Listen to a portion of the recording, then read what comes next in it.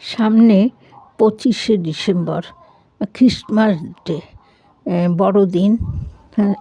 খুব আনন্দের দিন। এই দিনে সব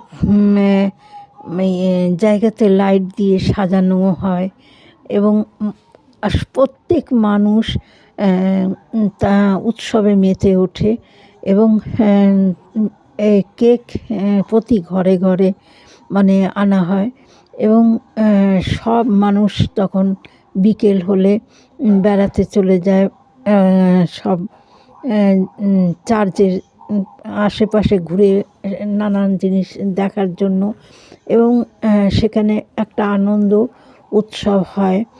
এই দিনটাতে এই 25শে ডিসেম্বর কি বলবো, তার প্রভু যিশুর উদ্দেশ্যে যে পালন করা হয় এবং সেই তার যে বাণী, সেটা জানি না কজন হয়তো মেনে চলে, কিন্তু উৎসবটা বিরাট বড় করেই হয়।